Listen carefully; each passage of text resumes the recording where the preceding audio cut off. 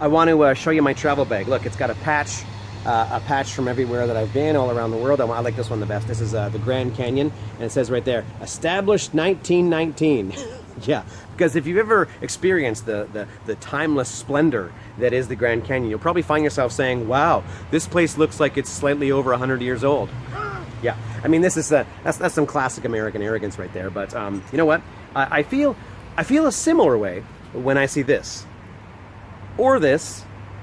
When I was a kid, I remember the Canada 125 celebrations. I remember thinking, wow, 125 years. Whew, that's so many more years than my short little life. And then as I grew up, I was like, wait a second.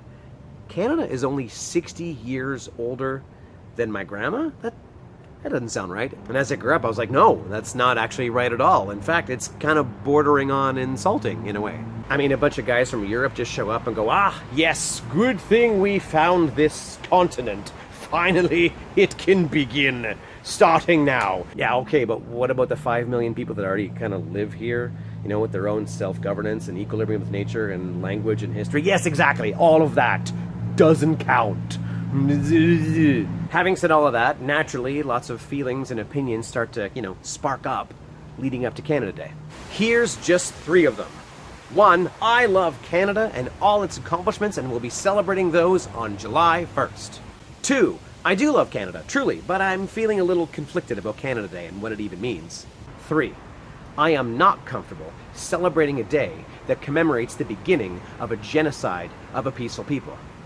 Yeah, I fully understand all 3 of those positions, and I hope you do too, especially number 3, because that's the one that gets the most pushback. Now, if you truly love this place as much as your flag waving and your fireworks would suggest that you do, then you know that this place is strong enough and brave enough and bold enough and free enough to withstand a little criticism, as harsh as those critiques may sound and as difficult as it may be to hear. I'll even go a step further and say a holiday that largely brushes aside 120 centuries of history and mostly focuses on 150 years of it is overdue for a retool. It's kind of like saying, oh man, I'm a huge fan of The Simpsons, love that show. You know what, for my money, greatest show of all time, but only like seasons 30 and up. I haven't seen any of the early stuff. Why, isn't it any good? At this point in the broadcast, I want to be very, very clear on something, okay? I am not in any way asking you to stop loving this country. Not at all. Quite the opposite. What I am asking you to do is to admit the fact that the celebrations are very disproportionate. Here's one example where I show my math. There were over 70 languages spoken here on this continent before 1 syllable of English or French were spoken here. And we were taught none of those languages in school at all. And you know what I found out? There were 70 languages 2 years ago. Look, man, I could literally list off hundreds of ways Canada got it wrong since 1887, but I'm not going to do that. Why? Because you know what I've learned from the Indigenous community? I've learned that you should focus on ways to make it better. So out of respect, I'm going to do that. Let's do that. Look, if leading up to Canada Day, you want to dig into a good book like by Mike Myers or Pamela Anderson or William Shatner, great.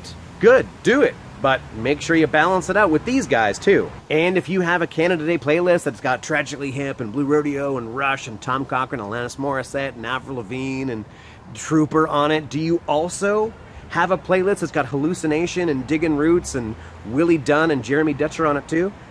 I'm just saying. So, am I surprised by the growing amount of people who are feeling more and more conflicted about Canada Day, and even those people who just want to boycott it outright and have nothing to do with it at all? Does that surprise me? No, it does not. In fact, I'm kind of surprised more people aren't angrier, or at the very least, asking more questions. What does surprise me, however, on a regular basis, is the amount of patience and respect and understanding that the Indigenous community shows settlers like me, who are at least trying to catch up a little bit and fill in the blanks that were left out of our education system. So let's show them some respect and do a little better trying to catch up and educate ourselves a little quicker than 150 plus years, please. So let's just say you come across somebody who has a problem with Canada Day. Well, I'll say this, take your foot off the gas. Easy. Cut them a little slack. Because it doesn't come from nothing, and it might even come from the fact that they know more about Canada than you do. Yeah. I have a better approach. Flip the script. Make sure that your love of this country goes back way further than 1887.